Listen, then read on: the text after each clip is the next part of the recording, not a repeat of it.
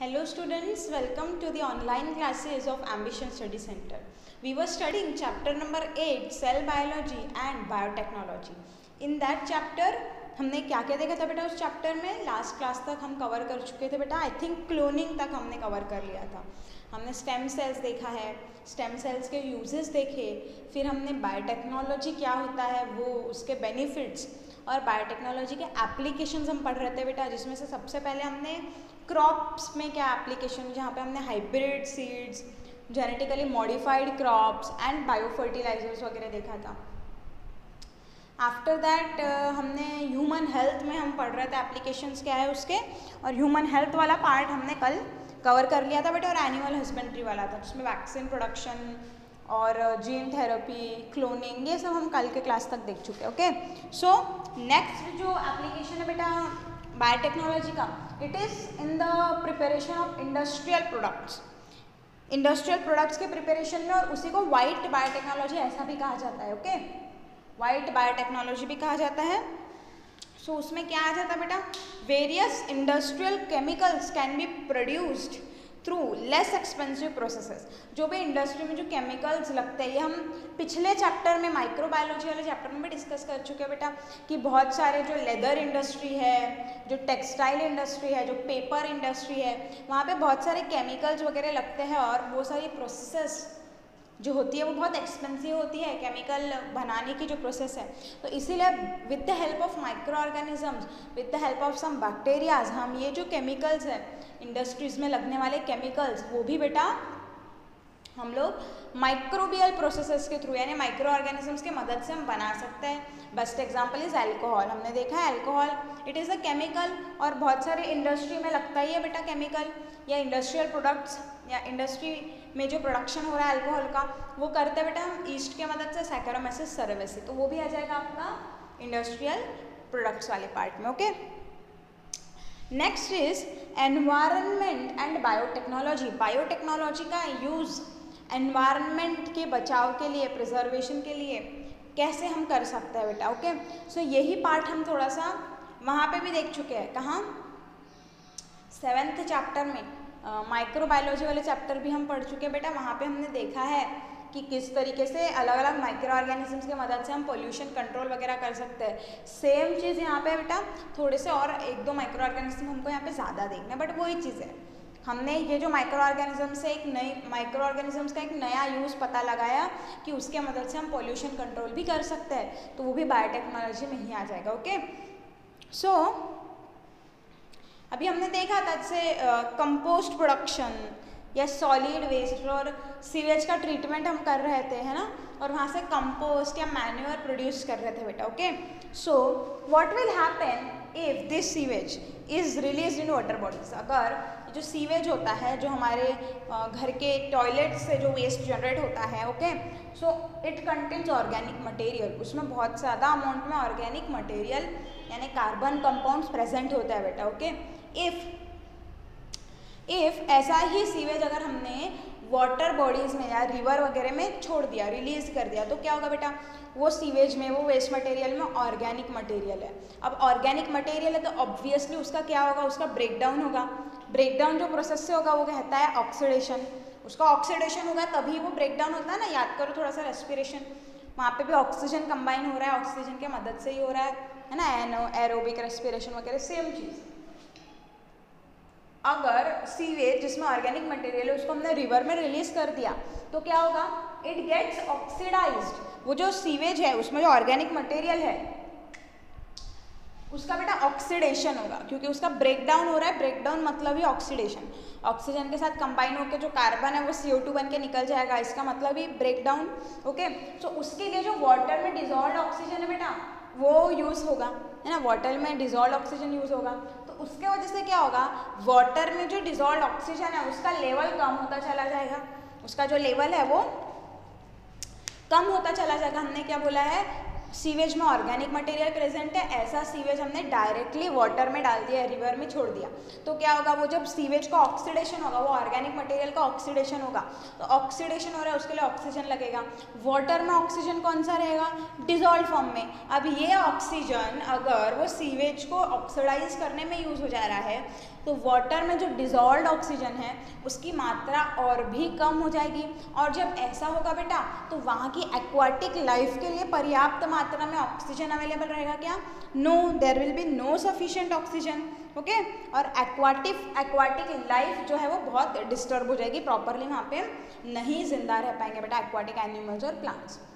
सो हम क्या कर सकते हैं, तो हम क्या कर सकते हैं, we can do one thing, अगर हम इस सीवेज का पहले ही ऑक्सीडेशन करा दें, ठीक है, वाटर में रिलीज करने के पहले ही अगर हमने सीवेज को ऑक्सीडेशन करा दिया, मतलब जितना ऑक्सीजन चाहिए उसने यूज़ कर लिया, अब इस सीवेज को अगर हम वाटर में रिलीज करते हैं तो ये सीवेज का पहले ही ऑक्सीडेशन हो चुका है बेटा, तो अब उसका ऑक्सीडेशन वाटर में जाने के बाद होगा नहीं, और डिजॉल्व ऑक्सीजन वहाँ पे यूज़ भी नहीं होगा। सो हम क्या करते हैं, sewage should be released by oxidation, यानी सीवेज को रिलीज करना है तो सबसे पहले उसका ऑक्सीडेशन करो, और ये ऑक्सीडेशन करने के लिए हम यूज़ करते हैं माइक्रोबियल टेक्निक्स। तो ये इन्वायरमेंट का प्रिजर्वेशन ही हो गया एक तरीके से, हमने क्या किया, माइक्रो ऑर्गेनिजम्स के मदद से वो सीवेज का पहले ही ऑक्सीडेशन करा दिया और फिर उसको रिवर में रिलीज किया, तो अब वहाँ पे उसका ऑक्सीडेशन पहले ही हो चुका है, तो वो डिजॉल्व्ड ऑक्सीजन यूज़ नहीं करेगा बेटा, ओके। सो ये एक मेथड हो गया जिसकी मदद से हम क्या कर सकते हैं, एनवायरनमेंट प्रिजर्व कर सकते हैं, ओके। फिर उसके बाद में आपको थोड़ा सा उसके एग्जाम्पल्स दिए, microbes are useful for the production for compost production, या सॉलिड वेस्ट को अगर हम ट्रीट करते हैं, जैसे हम पहले ही देख चुके हैं लैंडफिल्स वगैरह में, तो वहाँ पे कंपोस्ट यानी खाद वगैरह वहाँ से तैयार हो सकती है। उसके बाद में बायो रिमेडिएशन क्या है, थोड़ा देखते हैं आगे, बायो पेस्टिसाइड्स, बायो फर्टिलाइजर्स, ये हम पहले ही देख चुके हैं क्या होते हैं। उसके बाद में बायो सेंसर्स, बायो सेंसर मतलब कि जो कोई चीज़ सेंस करते हैं, कोई भी चीज़, जैसे टेम्परेचर बढ़ गया है तो वो सेंस करेगा, ओके। सो बायो मतलब क्या, हम किसी माइक्रो ऑर्गेनिजम्स को भी सेंसर की तरह यूज़ कर सकते हैं, ओके। सो वो जाते हैं बायो सेंसर्स, ये सब जगह पे हम बायोटेक्नोलॉजी का यूज़ कर सकते हैं बेटा, ओके। अभी हम देखते हैं बायो रिमेडिएशन का कंसेप्ट क्या है।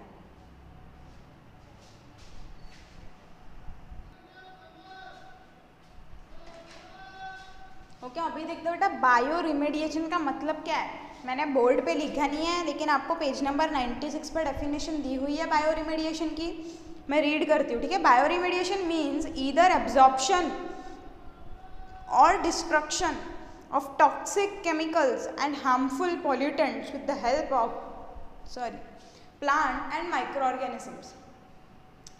कोई भी प्लांट या माइक्रो ऑर्गेनिज्म के मदद से हमको क्या करना है बेटा, हमको टॉक्सिक केमिकल्स यानी पॉइजनस केमिकल्स या फिर हार्मफुल चीज़ें जो है, जो पोल्यूशन कॉज कर रही है, उनको एक तो एब्जॉर्ब करा लो वो माइक्रो ऑर्गेनिजम्स या प्लांट के द्वारा, या फिर उनका डिस्ट्रक्शन, उनको ख़त्म कर दो, फिनिश कर दो, डिस्ट्रॉय कर दो, ये आ जाता है बेटा बायो रिमेडिएशन में, ओके। ये आ जाता है बायो रिमेडिएशन में। और अगर सिर्फ हम प्लांट यूज़ कर रहे हैं इस चीज़ के लिए, ठीक है, माइक्रो ऑर्गेनिजम्स नहीं यूज़ कर रहे हैं, सिर्फ प्लांट के मदद से हम टॉक्सिक चीज़ों को एब्जॉर्ब करा रहे हैं या फिर उनको डिस्ट्रक्शन करवा रहे हैं, तो हम उसको बोलते हैं बेटा फाइटो रिमेडिएशन, ओके।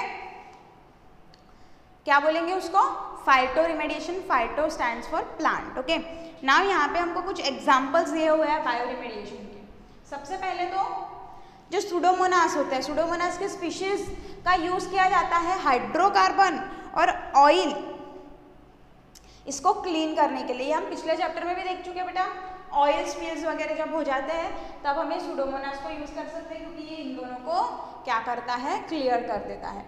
फिर एक फर्न है, फर्न का नाम है टेरिस विटाटा, फर्न याद करो, टेरिडोफाइटा में हमने फर्न्स पढ़े थे, उसका नाम है टेरिस विटाटा। वो क्या करता है, absorb arsenic from the soil, soil में से आर्सेनिक को एब्जॉर्ब करता है। आर्सेनिक एक हैवी मेटल है, आर्सेनिक क्या है, हैवी मेटल है बेटा, और वो हार्मफुल है प्लांट के लिए या किसी भी लिविंग ऑर्गेनिज्म के लिए, वो हार्मफुल है, तो टेरिस विटाटा उसको एब्जॉर्ब कर लेता है और इस तरीके से वो एनवायरनमेंट को क्लीन कर रहे हैं।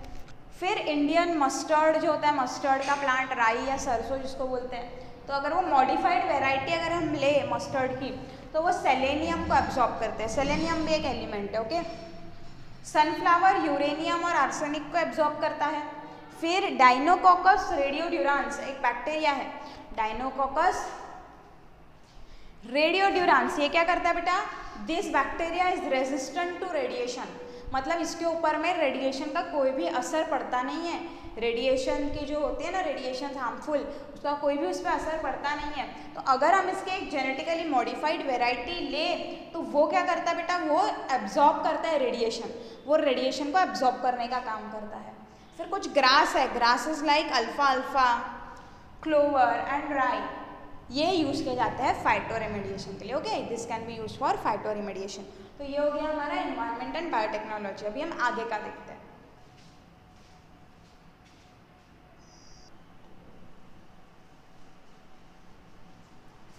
नेक्स्ट यूज देखते हैं बेटा, बायोटेक्नोलॉजी का नेक्स्ट यूज है फूड बायोटेक्नोलॉजी। ये भी हम डिस्कस कर चुके हैं बेटा पहले ही। फूड प्रोडक्ट्स लाइक ब्रेड, चीज, वाइन, योगर्ट, विनेगर एट्सेट्रा, इन सब के प्रोडक्शन में हम माइक्रो ऑर्गेनिजम्स को यूज़ कर रहे थे, तो वो भी आ जाएगा बेटा आपका फूड बायोटेक्नोलॉजी का पार्ट में। और ये जो फूड प्रोडक्ट्स है जो माइक्रो ऑर्गेनिजम्स के मदद से बनाए जा रहे हैं बेटा, ये कहीं ना कहीं पे ओल्डेस्ट यूज़ ऑफ बायोटेक्नोलॉजी है। यानी बायोटेक्नोलॉजी अगर सबसे पहले कहीं यूज़ की गई तो वो था बेटा इन सब फूड प्रोडक्शन के लिए। ये सारे फूड का माइक्रो ऑर्गेनिजम्स के मदद से प्रोडक्शन करना, यही बायोटेक्नोलॉजी का सबसे पुराना यूज़ है, ऐसा हम कह सकते हैं बेटा, ओके। उसके बाद में है DNA फिंगरप्रिंटिंग। ये थोड़ा सा इंटरेस्टिंग है, DNA फिंगरप्रिंटिंग। जैसे हम लोगों को पता है कि हर इंसान के जो फिंगरप्रिंट्स होते हैं, जो फिंगरप्रिंट्स होते हैं ना, निशान होते हैं फिंगर्स के, वो कैसे होते हैं बेटा, वो यूनिक होते हैं। यानी किसी भी दो व्यक्ति के फिंगरप्रिंट्स के निशान आपस में मिलते नहीं हैं। वैसे ही जो DNA जो होता है ना, वो भी हर व्यक्ति का DNA यूनिक होता है, ओके। हर इंसान का DNA जो है वो यूनिक होता है। तो जैसे हम फिंगरप्रिंट के मदद से उस इंसान को पहचान सकते हैं, वैसे ही उसके DNA के सैंपल के मदद से भी हम उसको पहचान सकते हैं बेटा। और इस टेक्निक को ही कहा जाता है DNA fingerprinting, okay. This technique is known as DNA fingerprinting. DNA sequence of each person, हर एक पर्सन का DNA सीक्वेंस यूनिक होता है, यानी उसके जैसा DNA सीक्वेंस दूसरे में नहीं होगा, ओके। और सबसे ज़्यादा उसका DNA किससे मैच करेगा बताओ, उसको DNA वगैरह कहाँ से मिल रहा है, ये सब उसको पेरेंट्स के थ्रू मिल रहा है। यानी सबसे ज़्यादा उसका जो DNA है, जो सबसे ज़्यादा DNA जो है किसका, वो पर्सन का, वो सबसे ज़्यादा मैच किसके साथ करेगा, फिर उसके पेरेंट्स के साथ में, जो उसके असली बायोलॉजिकल पेरेंट्स हैं उसके साथ में मैच करेगा बेटा उसका DNA सबसे ज़्यादा, है ना। सो DNA सीक्वेंस सबका यूनिक होता है बेटा। अब ये DNA को, अगर हम DNA के सीक्वेंस को आइडेंटिफाई करें या DNA का स्टडी करें तो हम उस पर्सन के आइडेंटिटी पता लगा सकते हैं, यानी वो पर्सन कौन है उसका हम पता लगा सकते हैं बेटा, okay. It is mainly useful in forensic science. कहाँ पे यूज़ किया जाता है, इसी चीज़ को बोला जाता है DNA फिंगरप्रिंटिंग। यानी किसी DNA अगर हमको मिलता है उसके मदद से उस व्यक्ति की पहचान करना, उसी को कहा जाता है DNA फिंगरप्रिंटिंग। और ये सबसे ज़्यादा यूज़ किया जाता है बेटा फॉरेंसिक साइंसेस में, ओके।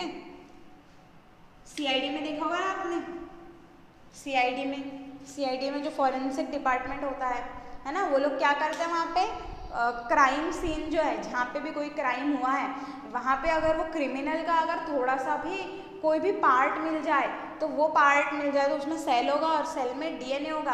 यानी एक हेयर भी मिल जाए तो वो हेयर के रूट में जो DNA प्रेजेंट है उसके मदद से वो क्रिमिनल का पता लगा देते हैं बेटा। तो वो हो गया बेटा हमारा फॉरेंसिक साइंस, है ना। उनके पास में ऑलरेडी रिकॉर्ड, जो पुराने क्रिमिनल्स है ना, उनका पूरा रिकॉर्ड उनके पास में रहता है, उनके DNA सीक्वेंस का रिकॉर्ड उनके पास में रहेगा।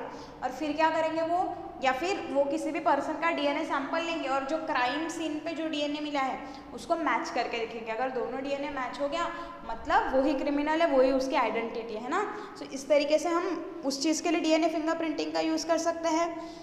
और identity of father of any child can be establish, यानी हमने जैसे बोला कि कोई व्यक्ति अगर है तो उसका डीएनए सबसे ज़्यादा उसके पेरेंट्स से, फादर से, मदर से मैच करता है। तो अगर एक कोई चाइल्ड है और हमको उसको प्रूव करना है कि हाँ उसका फादर यही है, तो हम डीएनए टेस्ट के ज़रिए वो कर सकते हैं। ये भी आपने सुना होगा, जहाँ पे भी वो चाइल्ड वगैरह वाले डिस्प्यूट्स होते हैं, अगर कोई फादर इनकार कर रहा है कि मेरा चाइल्ड नहीं है, तो उसको फिर हम डीएनए टेस्ट करके पता लगा सकते हैं कि कौन उसका फादर है या नहीं है, क्योंकि सबसे ज़्यादा डीएनए उसका मैच करेगा उसके पेरेंट्स के साथ में ही बेटा। और ये सारी रिसर्च की जाती है centre of DNA fingerprinting and diagnostics, Hyderabad में इसका सेंटर है, वहाँ पे ये सारी चीज़ें की जाती है बेटा। ओके, सो ये पूरा एप्लीकेशन हो गया। फिर आपको पता है कि ऑयल स्पिल जो हो जाता है वहाँ पे हम क्लीन करने के लिए जैसे हम ये बैक्टीरिया का वगैरह यूज़ करते हैं, तो ये टेक्निक बेटा सबसे पहले बताई थी डॉक्टर आनंद मोहन चक्रवर्ती ने, इंडियन ओरिजिन के साइंटिस्ट हैं। उन्होंने बताया था कि ये बैक्टीरिया जो है ऑयल को डाइजेस्ट करते हैं और फास्ट मल्टीप्लाई होते हैं, तो ऑयल स्पिल्स में हम इनको यूज़ कर सकते हैं बेटा। ओके, अब हम देखते हैं आगे का टॉपिक।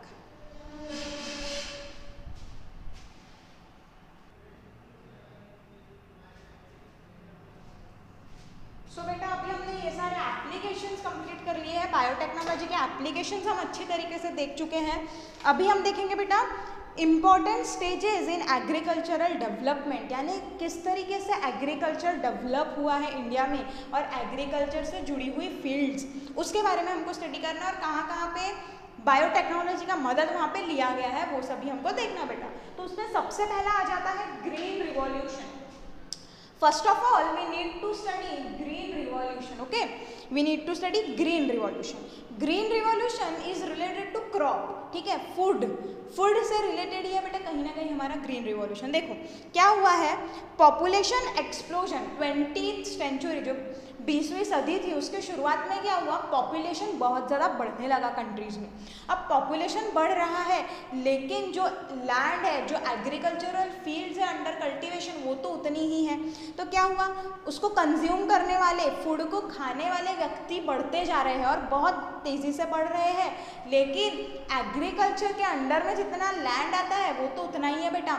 सो वहाँ पे क्या हुआ, जो कंट्रीज़ थी जैसे कि अंडर डेवलप्ड कंट्रीज जिनका प्रॉपर डेवलपमेंट नहीं हुआ है और डेवलपिंग कंट्रीज जो स्टिल अंडर डेवलपमेंट है जैसे कि इंडिया, उनमें बहुत ज़्यादा जो पीपल थे वहाँ के वो अफेक्ट होने लगे क्योंकि उनको अच्छा क्वालिटी का खाना नहीं मिल रहा था, यानी प्रॉपर न्यूट्रिशन वाला खाना नहीं मिल रहा था या कम अमाउंट में खाना बन रहा था। कॉमन सी बात है बेटा, कॉमन सेंस की बात है, फूड तैयार करने के लिए, फसल उगाने के लिए ज़मीन तो उतनी ही है लेकिन अभी कंज्यूम करने वाले लोग बढ़ते जा रहे हैं। तो वहाँ पे क्या हुआ, देयर अरोज अ नीड। कैसे need, maximum yield from minimum land, यानी जितना एरिया हमारे पास है कम से कम जगह में हम ज़्यादा से ज़्यादा क्रॉप प्रोड्यूस करें, मैक्सिमम यील्ड निकाले उतने छोटे से पीस ऑफ लैंड में। क्योंकि लैंड पॉपुलेशन बढ़ रही है तो क्या इंडिया का साइज बढ़ते जाएगा, क्या एरिया बढ़ते जाएगा, क्या नो, एरिया तो उतना ही है बेटा हमारे पास, लैंड उतना ही है लेकिन लोग बढ़ते जा रहे हैं। तो हमको ऐसे तरीके निकालने पड़ेंगे, ऐसे तरीके साइंटिस्ट सोचने लगे कि वहाँ पे क्या हो, लैंड उतना ही है, कम से कम लैंड में ज़्यादा से ज़्यादा यील्ड हो। तो हम देख चुके हैं ना बेटा, हम प्लांट की डिजीज रेजिस्टेंट वेराइटीज़ बना सकते हैं, हम प्लांट की ऐसी वेराइटीज़ बना सकते हैं जिनका फ्रूट जल्दी आता हो, तो साल में 2 बार के जगह साल में 4 बार हमको यील्ड मिलेगी, लेकिन लैंड कम से कम ही है ना। तो ये सारी जब डेवलपमेंट चालू हुई उस समय को ही ग्रीन रिवॉल्यूशन ऐसा कहा गया बेटा। ओके, इम्प्रूव्ड, उसमें क्या क्या हुआ फिर, improved dwarf varieties of wheat and rice, गेहूं और चावल की बेहतर वेराइटीज। ओके, उसके बाद में proper use of fertilizers and pesticides वगैरह जो है, फर्टिलाइजर्स और पेस्टिसाइड्स का प्रॉपर यूज़, क्योंकि अगर हम अच्छी मात्रा में फर्टिलाइज़र देंगे, प्रॉपर पेस्टिसाइड्स यूज़ करेंगे, उनको डिजीज़ से, कीड़ों से बचा कर रखेंगे तो फसल वहाँ पे ज़्यादा होंगी बेटा। उसके बाद में वाटर मैनेजमेंट, क्योंकि पानी की भी किल्लत होती है हमको पता है, तो किस तरीके से हम सॉइल इरिगेशन अलग अलग तरीके से कर सकते हैं। तो ये सारे नए नए तरीके डेवलप हुए बेटा और इसके वजह से क्या हुआ, वहाँ पे increased production of food grains and thereby large population had been saved from hunger. यानी ये सारे ऐसे तरीके, ऐसे अलग अलग वेराइटीज़ वहाँ पे तैयार हुई और इसके वजह से क्या हुआ, फूड प्रोडक्शन बढ़ा, और फूड प्रोडक्शन जब बढ़ा तो जो बढ़ती हुई पॉपुलेशन थी उनको हंगर मतलब भूखमरी से बचा लिया गया बेटा।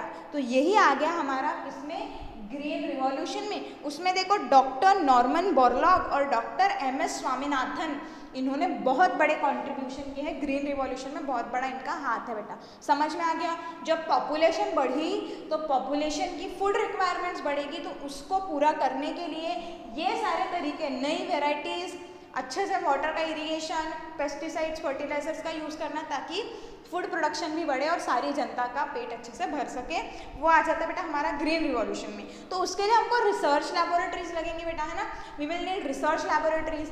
तो रिसर्च लैबोरेटरीज कहाँ पे है, ये सारा जब हमको वेराइटीज़ बनाना है तो उसके लिए रिसर्च करना पड़ेगा। ओके, सो रिसर्च इंस्टीट्यूट्स के एग्जाम्पल दिए आपको, Indian agricultural research institute new Delhi में है, फिर हमारे नागपुर में national citrus research institute, citrus fruits है ना, संतरा नगरी, ऑरेंज सिटी बोला जाता है, तो वहाँ पे है एक institute. Indian institute of sciences and national pomegranate research institute Solapur, ये सारे इंस्टीट्यूट्स हैं जहाँ पे रिसर्च चलती रहती है कि कैसे अच्छी वेराइटी ऑफ प्लांट तैयार की जाए बेटा। ओके, सो ये हो गया हमारा ग्रीन रिवॉल्यूशन। नेक्स्ट हम देखेंगे बेटा white revolution. White revolution, white revolution से समझ जाना milk related, dairy product related. तो क्या हुआ देखो, इंडिया में कुछ ऐसे हिस्से बेटा जहाँ पे बहुत ज़्यादा मिल्क प्रोडक्शन वगैरह होता है, जैसे हरियाणा, पंजाब की अगर हम बात करें तो वहाँ पे बहुत अच्छे से मिल्क प्रोडक्शन वगैरह होता है। लेकिन ये जो मिल्क वहाँ पे प्रोड्यूस हो रहा है वो दूर दराज के इलाके, जैसे हरियाणा या पंजाब में जो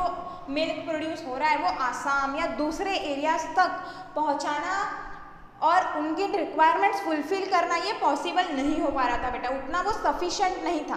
कुछ एरियाज में बहुत ज़्यादा मिल्क प्रोड्यूस होता है, लेकिन वो इंडिया के हर एरिया में पहुंचाना या हर एरिया की रिक्वायरमेंट पूरी करना, उसके लिए बेटा वो सफिशेंट नहीं था, वो सफिशेंट नहीं था।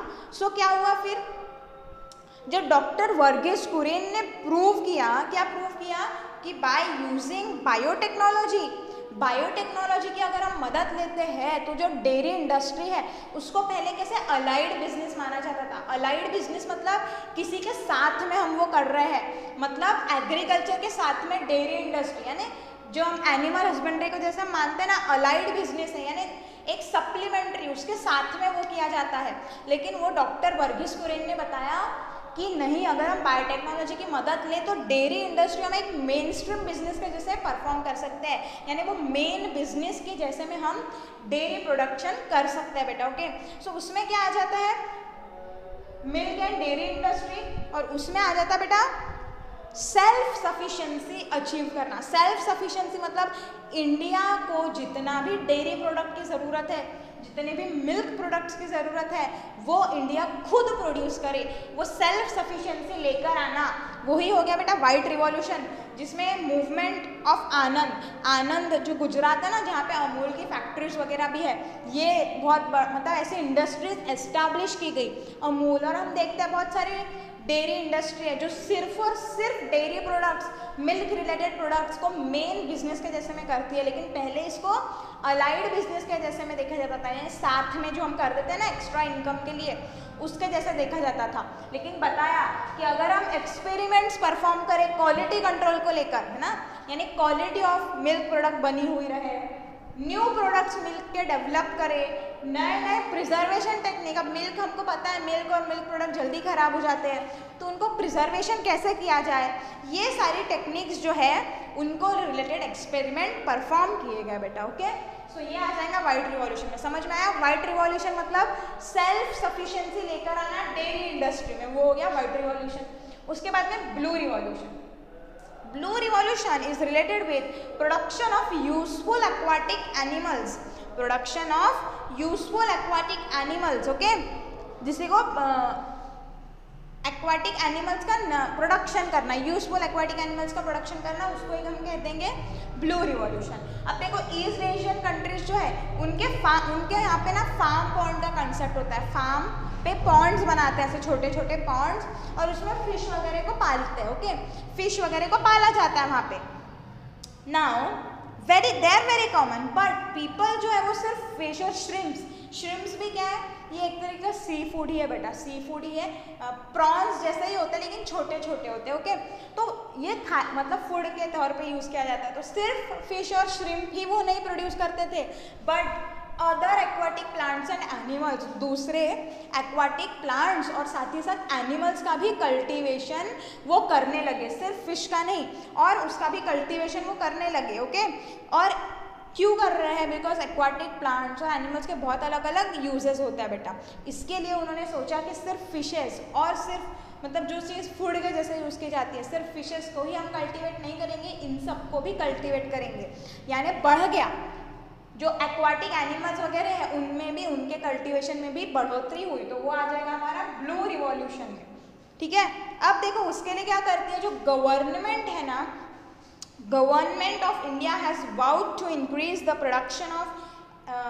Production by encouraging the people for pisciculture. Pisciculture मतलब फिशिंग वगैरह, वही उसमें आ जाता है, फिश वगैरह पकड़ना, फिशरीज, वो आ जाता है पिसीकल्चर में बेटा। तो क्या होता है ना, जो गवर्नमेंट होती है वो भी अलग अलग प्लान्स बनाती है, अलग अलग प्लान्स लॉन्च करती है, जिसमें क्या होता है बेटा, अलग अलग प्लान्स में क्या करा जाता है, अलग अलग प्लान्स वो लॉन्च करती है ताकि इन चीज़ों को बढ़ावा मिले। तो गवर्नमेंट ऑफ इंडिया ने नील क्रांति मिशन 2016 में लॉन्च किया था, नील क्रांति मिशन NKM 16। उसमें उन्होंने क्या किया, जो लोग फिशरीज करेंगे, जो लोग पिसीकल्चर यानी production of useful aquatic animals या प्लांट का जो लोग प्रोडक्शन कर रहे हैं, उसके लिए उन्होंने एक प्लांट सेटअप किया है। उनको 50 से 100% की सब्सिडी मतलब माफ़ी, उनको जितना भी खर्चा लग रहा है उसका 50% से लेके 100% तक गवर्नमेंट माफ़ कर देंगी। तो इसके वजह से क्या होगा, लोगों में एनकरेजमेंट बढ़ेगा किस चीज़ के लिए, एनिमल्स, एक्वाटिक एनिमल्स वगैरह प्रोड्यूस करने के लिए।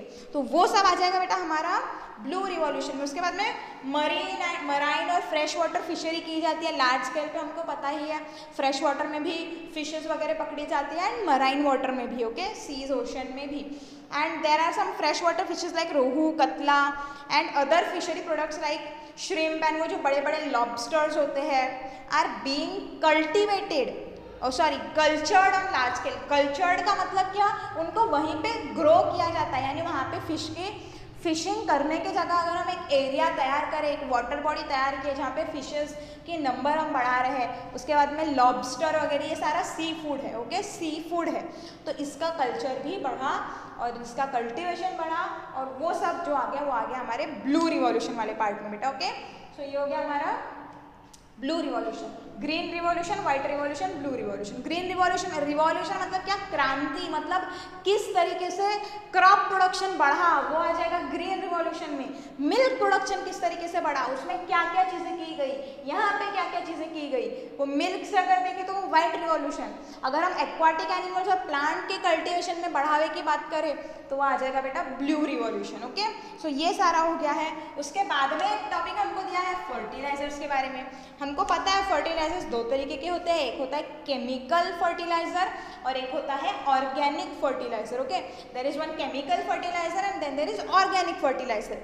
फर्टिलाइजर्स का काम क्या है, organic manure and other chemical fertilizers increases the water holding capacity of soil. ये क्या करते हैं, सॉइल की वाटर होल्डिंग कैपेसिटी यानी पानी को पकड़ के रखने की क्षमता बढ़ाते हैं। क्या कर रहे हैं, सॉइल में जो वाटर है उसको पकड़ के रखने की क्षमता बढ़ाते हैं, सॉइल को भी बचा के रखते हैं, okay. Improves due to manure, manure मतलब वही खाद, फर्टिलाइजर मतलब भी वही खाद वगैरह, ठीक है। तो मैन्योर मतलब वो सब क्या करते हैं, सॉइल की वाटर को पकड़ के रखने की कैपेसिटी को बढ़ाते हैं, क्षमता को बढ़ाते हैं। वाटर पकड़ के रखेगा वो तो proper water and nutrients plant को मिल सकेंगे बेटा, ओके। नेक्स्ट वहाँ पे दिया है कि जो अपर लेयर ऑफ सॉइल होती है उसको वो ह्यूमस फॉर्मेशन करती है। हमने पढ़ा बेटा ज्योग्राफी में, याद करो, जब किसी प्लांट की या एनिमल की डेथ हो जाती है तो वो उसका डिकेइंग होगा, वो डिस्ट्रॉय होगा तो ऑर्गेनिक मैटर में कन्वर्ट होगा और वो सॉइल के ऊपर वाले लेयर में ऐड हो जाएगा। और ऐसी लेयर है ना, सॉइल में अलग अलग लेयर्स होती है, तो जो टॉप लेयर है सॉइल की, जो सॉइल की टॉप लेयर है उसी को बोला जाता है बेटा ह्यूमस। इसमें क्या होता है, किसी प्लांट की अगर डेथ हो गई या किसी एनिमल की डेथ हो गई तो उसका डेथ होने के बाद उसका जो भी ऑर्गेनिक मैटर है डिके होने के बाद वो यहीं पे सॉइल में ही ऐड हो जाएगा बेटा, सॉइल में ही वो ऐड हो जाएगा, है ना। सॉइल में ही वो ऐड हो जाएगा। तो ऐसे जो ऊपर वाली लेयर है वो ऑर्गेनिक मटेरियल में रिच रहेगी, यानी प्लांट से उसको ज़्यादा अच्छे न्यूट्रिएंट वो टॉप लेयर से मिल सकता है, और वो टॉप लेयर को ही बोला जाता है बेटा ह्यूमस, उसको बोला जाता है humus. Okay, so upper layer of soil जो है वो बहुत इंपॉर्टेंट है एग्रीकल्चर में, क्योंकि यहाँ पे हमने देखो याद करो जब हमने 9th में वो इकोसिस्टम या फूड साइकिल वगैरह भी पढ़ा होगा, तो डेथ के बाद जो है वो न्यूट्रिएंट सॉइल में आ जाते हैं, सॉइल के अपर लेयर में आ जाते हैं, और फिर से प्लांट उसको एब्जॉर्ब करेगा। वो अपर लेयर को ही हम बोलते हैं ह्यूमस, और वो फिर एग्रीकल्चर में बहुत इंपॉर्टेंट हो जाती है बेटा, क्योंकि वहाँ से प्लांट्स को अलग अलग न्यूट्रिशन मिलेगा। ओके, उसके बाद में अर्थवॉर्म्स को हम बोलते हैं कि ये फार्मर के फ्रेंड है, और फंगस वगैरह क्या करती है, नाइट्रोजन, फॉस्फोरस और पोटेशियम, नाइट्रोजन, फॉस्फोरस और पोटेशियम ऐसे न्यूट्रिएंट्स क्या करते हैं, वो ऐसे न्यूट्रिएंट्स प्लांट को अवेलेबल करवा के देते हैं, यानी अर्थवर्म और फंगस की वजह से प्लांट को नाइट्रोजन, फॉस्फोरस, पोटेशियम ऐसे न्यूट्रिएंट्स मिलते हैं बेटा। उसके बाद में इन सॉइललेस फार्मिंग, बहुत जगह पे ना सॉइललेस फार्मिंग भी होती है। सॉइललेस फार्मिंग में क्या होता है, ऐसे नीचे में ना वाटर रहता रहेगा, वाटर रहेगा यहाँ पे पूरा, और ऊपर में प्लांट ग्रो किया जाता है। ठीक है, यहाँ पे प्लांट ग्रो करेंगे, नीचे में उसकी रूट्स, यानी वाटर में उसको जो भी प्लांट को न्यूट्रिएंट्स वगैरह लग रहे हैं वो वहाँ पे डाले जाएंगे बेटा। तो वो हो गई सॉइललेस फार्मिंग, यहाँ पे सॉइल नहीं यूज़ करते हैं, उसी को बोला जाता है हाइड्रोपोनिक्स। तो वहाँ पे हम यूज़ करेंगे बेटा लिक्विड फर्टिलाइजर, जो वाटर है उसमें लिक्विड फर्टिलाइजर्स हम डाल देंगे ताकि वो प्लांट को सारे न्यूट्रिएंट्स मिले अच्छे से। उसके बाद में केमिकल फर्टिलाइजर, हमको पता है केमिकल फर्टिलाइजर के बहुत हानिकारक हार्मफुल इफेक्ट्स भी होते हैं अगर हम उसको लिबरली यानी बेधड़क बिना सोचे समझे अगर हम केमिकल फर्टिलाइजर्स का यूज़ कर रहे हैं। हाँ, कम मात्रा में यूज़ करें तो ठीक है, लेकिन बहुत ज़्यादा मात्रा में अगर हम केमिकल फर्टिलाइजर्स का यूज़ कर रहे हैं तो उसके बहुत सारे हार्मफुल इफेक्ट्स सिर्फ प्लांट को नहीं, वो प्लांट जो एनिमल कंज्यूम करेंगे वो एनिमल्स को भी हमको देखने को मिलते हैं। One such example is decrease in the fertility of soil, यानी केमिकल फर्टिलाइजर्स जो है वो प्लांट को अगर भले ही क्या कर रहे हैं, एक तरीके से न्यूट्रिशन प्रोवाइड करने के लिए हम वो यूज़ कर रहे हैं, लेकिन अगर हम बहुत ज़्यादा यूज़ करें तो वो सॉइल के फर्टिलिटी को कम कर देते हैं, मतलब सॉइल को है वो उपजाऊ नहीं रहने देते हैं, उसकी उपजाऊता कम कर देते हैं। ओके, सो ये पूरा हो गया बेटा ग्रीन, वाइट और ब्लू रिवॉल्यूशन और फर्टिलाइजर्स। अभी हम आगे का टॉपिक देखते हैं।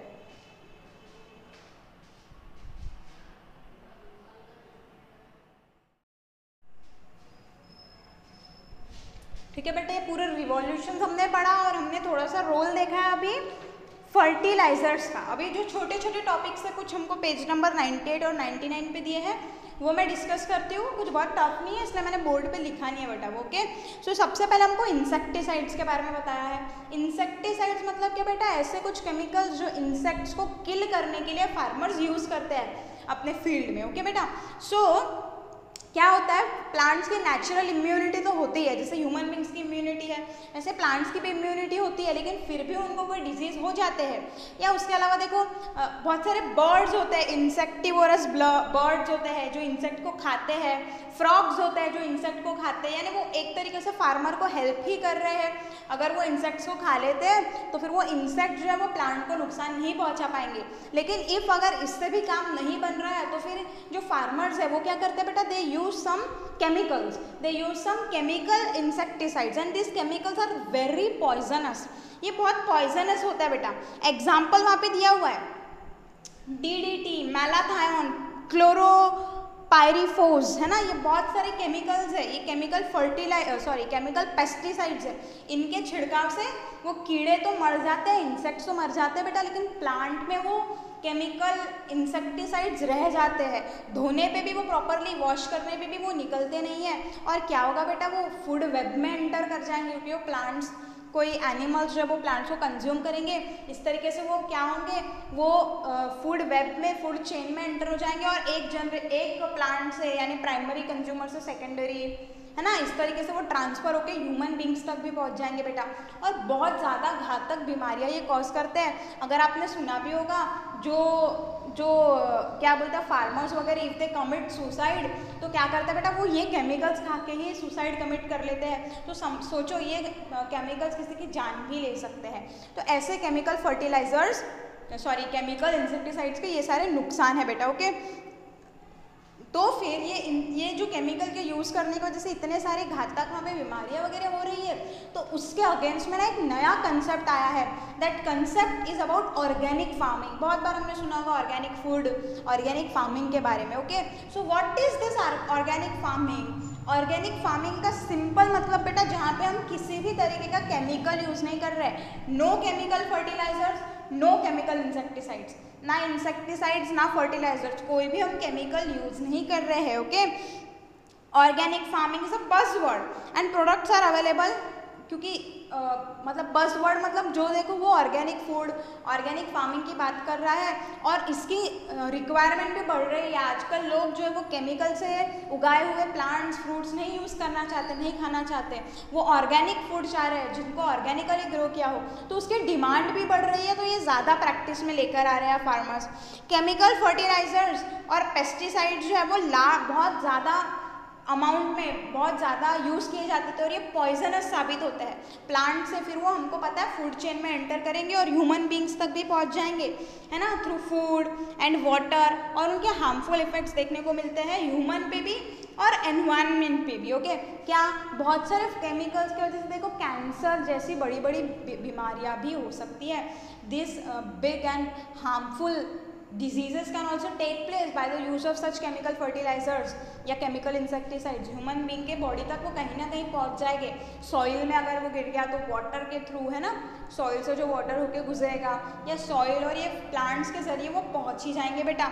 ओके, सो और इसके क्या प्रॉब्लम्स है? सॉइल फर्टिलिटी हमने यहीं पे देखा है. केमिकल फर्टिलाइजर्स अगर हम यूज़ करते हैं तो सॉइल की फर्टिलिटी, उपजाऊता वहाँ पे कम हो जाती है बेटा. तो ये एक और नुकसान हो गया. उसके बाद में so to overcome this problems farmers are opting for organic farming. वहाँ पे ये सारी प्रॉब्लम्स ना हो इसलिए फार्मर्स क्या करते हैं? Organic farming. मतलब वहाँ पे कम्प्लीटली बैन है केमिकल फर्टिलाइजर्स के यूज़ का. ठीक है, केमिकल फर्टिलाइजर्स, पेस्टिसाइड्स ये कम्प्लीटली बैन किए जाते हैं. And use of local sturdy varieties and thereby maintaining natural balance. Okay, what उसके बाद में वो लोकल वैरायटी मतलब ऐसी प्लांट की वैराइटीज जो उस एरिया में पाई जाती है. उस एरिया में पाई जाती है तो क्या होगा, वो कंडीशन उसको ज़्यादा अफेक्ट नहीं करेंगे बेटा.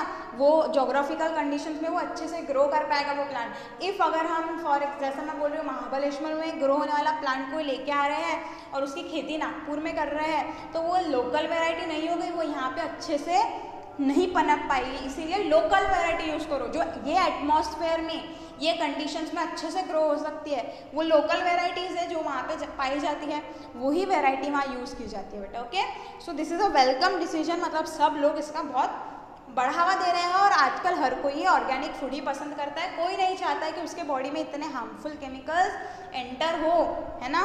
जैसे DDT मैलाथोन अगर कोई खा ले तो उसकी डेथ हो सकती है बेटा. तो इतने हार्मफुल केमिकल्स कोई नहीं चाहता उसके बॉडी में एंटर हो, इसलिए ऑर्गेनिक फार्मिंग का कंसेप्ट आजकल बहुत चलन में. नेक्स्ट हमको थोड़ा इन्फॉर्मेशन दिया है एपीकल्चर के बारे में. Apiculture, what is apiculture? Apiculture मतलब हनी बी का कल्चर, यानी हनी बीज को पाला जाता है. किस लिए पालेंगे बेटा हनी बीज? ऑब्वियसली हनी प्रोडक्शन के लिए. Okay, honey is a very good product, कितना भी साल रखो खराब नहीं होता है. सो हनी के प्रोडक्शन के लिए क्या किया जाता है? हनी बीज का कल्चर किया जाता है, उसको बोला जाता है बेटा एपीकल्चर. अभी हमको पता है अगर नेचुरली अगर हम कलेक्ट करें हनी बी के कोम्ब जो होता है वो हाइव बोलते हैं उसको, या हनी कोम्ब बोलते हैं, उसमें से अगर हमको हनी कलेक्ट करना है तो नेचुरली क्या करते हैं हम लोग, आग जलाते हैं और वो धुएं से क्या करते हैं, वो हनी बीज को उड़ाने की कोशिश करते हैं, और जब वो उड़ जाती है तब वो हम हनी कलेक्ट करते हैं. लेकिन बेटा ये सबसे ख़राब तरीका है, सबसे बेकार तरीका है हनी कलेक्ट करने का, क्योंकि इसके वजह से क्या होता है बहुत सारी बीज की डेथ हो जाती है और हम नहीं चाहते कि बीज की डेथ हो, है ना. So smoking the hive with burning torch and then cutting the hives into pieces, और फिर हम वो हाइव को कट करते हैं, ये सबसे खराब तरीका है. ओके, इससे बहुत ज़्यादा क्या होती है बेटा, डिस्ट्रक्शन ऑफ हाइव, यानी जो हनी कॉम्ब है वो भी खराब हो जाता है और उसके साथ में बीज की भी बहुत ज़्यादा डेथ होती है बेटा. सो हनी को अगर हमको कलेक्ट करना है अच्छे से तो क्या किया जाता है बेटा, आर्टिफिशियल बी बॉक्सेस आते हैं. अगर आप डिस्कवरी चैनल वगैरह पे देखो तो वहाँ पे आपको कभी दिख जाएगा बेटा, ऐसे बॉक्सेस होते हैं. ओके,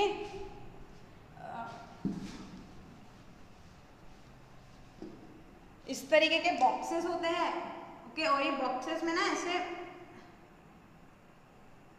ऐसे फॉर्म में हनी हाइव्स होती है, इसमें पूरा हनी कॉम्ब जैसे प्रेजेंट होता है और यहाँ पे बीज होती है पूरी, ओके, यहाँ पे हनी कॉम्ब जैसे होता है। तो ये आप इजीली ऊपर निकालोगे, आपको डायग्राम में भी दिया हुआ है, और वहाँ से आप अच्छे से इजीली कलेक्ट कर सकते हो बेटा हनी, और हनी बीज को भी कोई नुकसान नहीं होगा। तो इस तरीके से अगर आपको एपीकल्चर करना है तो वहाँ पे आर्टिफिशियल बी बॉक्सेस का यूज़ किया जा सकता है, ओके।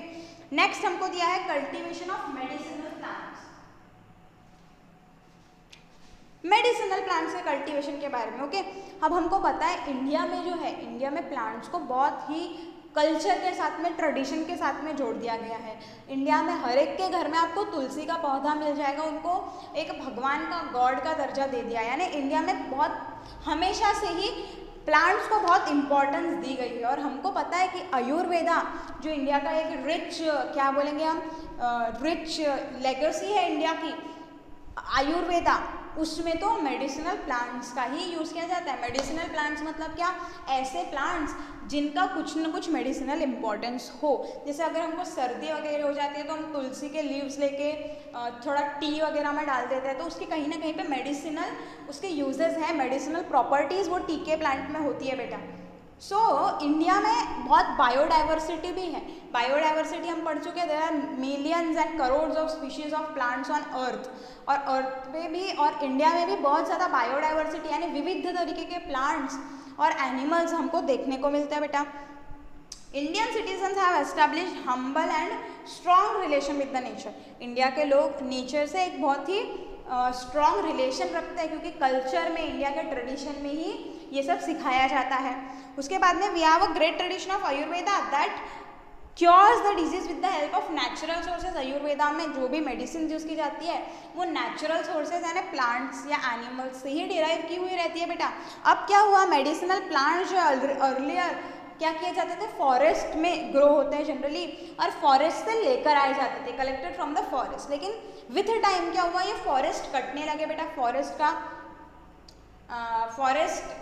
डिफॉरेस्टेशन होने लगा, तो उसके वजह से मेडिसिनल प्लांट्स वगैरह के जो भी नंबर है वो भी कम हो गए। तो अब क्या करें, this medicinal plants are becoming rare. Forest कटने के वजह से जो वहाँ पे मेडिसिनल प्लांट्स मिलते थे वो रेयर हो गए हैं, यानी कम हो गया है उनका नंबर बहुत। लेकिन आयुर्वेदा में तो हमको मेडिसिनल प्लांट चाहिए, तो क्या किया गया बेटा, medicinal plants are being cultivated. मतलब क्या किया, उसको कल्टीवेट मतलब अब उगाए जा रहे हैं मेडिसिनल प्लांट्स। अलग अलग अगर कोई कंपनी की अगर हम बात करते हैं तो उनके अपने ही क्या कहेंगे हम, अपने ही उनके एरियाज़ होते हैं जहाँ पे वो खुद ही मेडिसिनल प्लांट को ग्रो करते हैं। जैसे हम पतंजलि की बात करें तो वो एक जगह पे मेडिसिनल प्लांट्स को ग्रो करेगा और फिर उसी से आयुर्वेदिक मेडिसिन बनाएगा। क्यों बनाना पड़ रहा है, क्योंकि अर्लियर फॉरेस्ट में इजीली मिल जाया करती थी ये मेडिसिन, बट अभी या ये मेडिसिनल प्लांट्स, लेकिन अभी फॉरेस्ट कटने की वजह से ये जो मेडिसिनल प्लांट्स है बेटा, ये medicinal plants are not available due to the cutting of forest. तो हमको क्या करना पड़ रहा है, अभी हमको कल्टीवेट करना पड़ रहा है, मतलब इनकी खेती करनी पड़ रही है या उगाने पड़ रहे हैं मेडिसिनल प्लांट्स। आपका एग्जाम्पल भी दिया वहाँ पे अडुलसा, अधिथोड़ा वसाका, ये वो प्लांट है अडुलसा, उसमें क्या पाया जाता है, उसमें वसिसिन नाम का एक केमिकल होता है, वसिसिन, वो बेटा कफ में यूज़ किया जाता है। उसका यूज़ क्या है, वो कफ को ठीक करता है। तो अगर आपके घर पे आयुर्वेदिक कोई मेडिसिन होंगी जिसमें आप जो कफ में यूज़ की जाती है, हाँ, तो आपको वहाँ पे कंटेंट्स देखना, आपको वहाँ पे अडुलसा बेटा दिख जाएगा। उसके बाद में बहुत सारे प्लांट्स होते हैं, जैसे हमको पता है एग्जाम्पल है टर्मरिक, हल्दी। हल्दी के हमको पता है ना एंटीबायोटिक भी गुण है, हमको कोई घाव वगैरह हो जाता है तो वहाँ पे हल्दी लगा ली जाती है। ऐसे उसमें प्रेजेंट होता है बेटा कीटोन्स होते हैं, उसमें टर्मरोन, कुर्क्यूमिन, ऐसे अलग अलग केमिकल्स उसमें प्रेजेंट है जो कहीं ना कहीं बेटा इन्फेक्शन, स्किन डिजीजेज, इनसे फाइट करने में हेल्प करता है। बहुत सारे मेडिसिनल प्लांट्स हैं, नीम की भी अगर आप बात कर लो तो उसमें भी कुछ केमिकल कंस्टिट्यूएंट्स होते हैं और उसके यूजेस होता है बेटा। सो ये सारा आप फिल कर सकते हो टेबल। उसके बाद में आपको टॉपिक दिया अबाउट फ्रूट प्रोसेसिंग। फ्रूट्स क्या है बेटा, फ्रूट प्रोडक्ट्स, हम हमारे घर में बहुत सारे फ्रूट प्रोडक्ट यूज़ करते हैं। हमारे घर में पिकल्स प्रेजेंट है, वो भी क्या है, फ्रूट प्रोडक्ट्स। हमारे घर पे जैम्स है, फ्रूट प्रोडक्ट है। चॉकलेट की अगर हम बात करें तो हमने देखा है वो दियोब्रोमा ककाओ की सीड से बनती है, कोकोआ, तो वहाँ पे भी कहीं ना कहीं फ्रूट का ही वो पार्ट है। सो what happens, all are consuming products like chocolates, juices, jams and jellies. Chocolates है, जूस की बात करें, फ्रूट जूस है, कहीं ना कहीं फ्रूट से ही तैयार हो रहा है बेटा. All these products can be formed by processing on fruits. Fruits को प्रोसेस करके ही हम ये सारे प्रोडक्ट्स बनाते हैं. फ्रूट्स कैसे होते हैं बेटा? पेरिशेबल एग्रो प्रोड्यूस है, मतलब ये खराब हो जाते हैं जल्दी ही. खराब होने की वजह से क्या हुआ, अगर हमको उसको पूरे साल तक यूज़ करना है तो हमको उसको प्रोसेसिंग करना पड़ेगा. जैसे हम आम का अचार बना लेते हैं ताकि हम उसको पूरा साल भर यूज़ करें. अगर आप आम को वैसे ही रखो तो वो खराब हो जाएगा. यही हो गया उसका प्रोसेसिंग, ताकि हम लॉन्ग टर्म तक वो फ्रूट्स को यूज़ कर सके बेटा. फ्रूट प्रोसेसिंग इंक्लूड्स, अब इसमें क्या क्या आता है? स्टोरेज इन कोल्ड, हम क्या कर सकते हैं? कोल्ड मतलब ठंडे टेम्परेचर में स्टोर करके रख सकते हैं, जैसे हम फ्रिज में रखते हैं कुछ चीज़ें. उसके बाद में स्टोरेज टू ड्राइंग, हम कुछ चीज़ें ड्राई सुखा के रख लेते हैं. जैसे हमारे घर पे देखो आम की कैरी की वो सुखा के रख दिया जाता है, या मेथी वगैरह को सुखा के रखा जाता है, वो भी एक प्रिजर्वेशन का टेक्निक हो गया. सॉल्टिंग, नमक लगा के कोई चीज़ को रखते हैं क्योंकि सॉल्ट प्रिजर्वेटिव का काम करता है बेटा.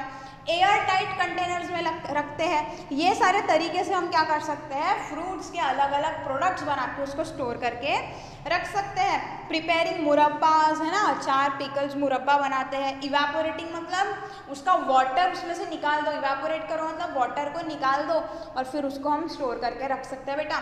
तो ये सारा आ गया हमारा फ्रूट प्रोसेसिंग में. Okay, this was all about fruit processing. तो बेटा यहाँ पे हमने क्या क्या पढ़ लिया है? ये यहाँ पे हमने पूरा चैप्टर कंप्लीट कर लिया. हमने स्टेम सेल से स्टार्ट किया, उसके यूजेस देखे, फिर हमने बायोटेक्नोलॉजी देखा, बायोटेक्नोलॉजी के पूरा एप्लीकेशंस देखे, फिर उसके एप्लीकेशंस जब खत्म हुए बेटा सो हमने देखा green revolution, white revolution, blue revolution, fertilizers, organic farming, apiculture, then medicinal plants, और उसके बाद में फ्रूट प्रोसेसिंग. ये सारे आ जाते हैं आपका सेल बायोलॉजी और बायोटेक्नोलॉजी वाले चैप्टर में बेटा. सो ये पूरा चैप्टर खत्म हो गया है. आपको नोट्स अच्छे से प्रिपेयर कर लेने हैं, चैप्टर की एक्सरसाइज भी सॉल्व करनी है बेटा. कहीं भी किसी को दिक्कत है तो आप फ़ोन करके पूछ सकते हो. आई होप ये चैप्टर सबको अच्छे से समझ में आया होगा. पूरी एक्सरसाइज सॉल्व करेंगे बेटा, और हम लोग क्या करेंगे, इसको प्रिपेयर भी कर लेंगे, क्योंकि यहाँ पे भी थोड़े बहुत माइक्रो ऑर्गेनिजम्स आए हैं. जो भी चीज़ें आई है वो हमको अच्छे से करना है बेटा, ठीक है. और ये हमारा बायोलॉजी का देखा जाए तो आखिरी चैप्टर है. इसके बाद में वो सोशल हेल्थ और डिजास्टर वगैरह ही है, वो तो इजी चैप्टर्स है. तो यहाँ तक इतना ये चैप्टर हमको अच्छे से प्रिपेयर करके अभी रख लेना है. ओके, सो ये लेक्चर हम यहीं ख़त्म करेंगे. आई होप पूरा समझ में आ गया होगा. कहीं भी किसी को दिक्कत है तो हम उसको फ़ोन करके क्लियर करवा सकते हैं बेटा. ओके, सो अभी लेक्चर हम यहीं ख़त्म करते हैं. Thank you.